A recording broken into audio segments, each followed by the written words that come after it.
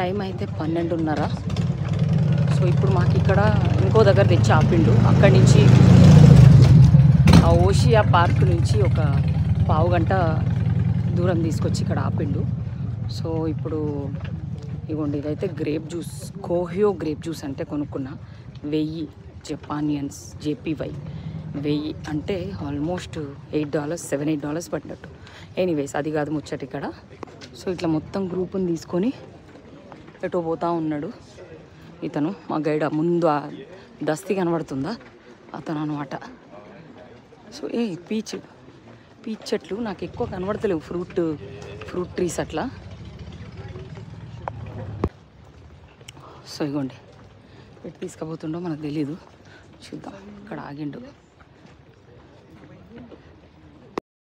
ఏం చెప్తున్నా అంటే, వెనకాల స్టాప్ సైన్ ఉంది కదా, అది గుర్తుపెట్టుకోండి మీరు వెళ్ళేటప్పుడు, మళ్ళీ రిటర్న్ పోయేటప్పుడు అని చెప్తున్నాడు. ఎందుకంటే ఇక్కడ 1:30 టైం ఉంది మనకు, అది.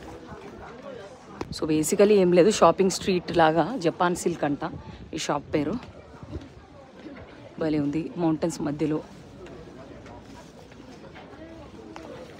ఇవేంటివి 1080 అంటే డ్రైడ్ ఫ్రూట్స్, నట్స్ ఉన్నట్టున్నాయి. క్యాష్యూ కనిపిస్తుంది.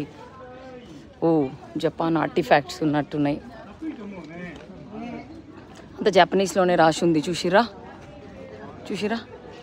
అంటే మనకు కొంచెం కష్టమే. ఫుడ్ అయితే ఫోటోలు చూసి డబ్బులు ఒకటి, నంబర్స్ ఒకటి, ఇంగ్లీష్లో నంబర్సే కాబట్టి అది ఓకే. కానీ ఫుడ్ మాత్రం ఫొటోస్ చూసి తీసుకోవడమే. ఆ ఫొటోస్ అట్లా. ఇది చూడండి, ఇదేందో వింత ఫుడ్ ఉంది. Oh what is that? Kiki. Oh, rice. Okay, inside is rice. Oh, nice. Wow. What is this one? Same rice.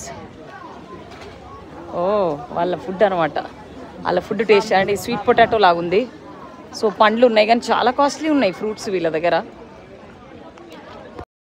ఏం చెప్తుండంటే మా గైడు, ఇక్కడ దీంట్లో గ్రిల్డ్ ట్రౌట్ అండ్ న్యూడిల్స్ దొరుకుతాయి, తినాలంటే అటు పక్కన రైట్కి 3 minutes వెళ్తే కన్వీనియన్స్ స్టోర్ ఉంటుంది అని చెప్తున్నాడు. ఇదేమో రెస్ట్ రూమ్స్.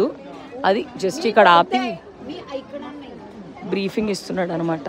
ఇగో చూడండి ఎంత బాగున్నాయి స్ట్రీట్స్. ఒక డిఫరెంట్ వరల్డ్కి వచ్చినట్టే అనిపిస్తుంది. ఇక్కడేమో ఉన్నట్టున్నాయి, జనాలు తెగా చూస్తుర్రు.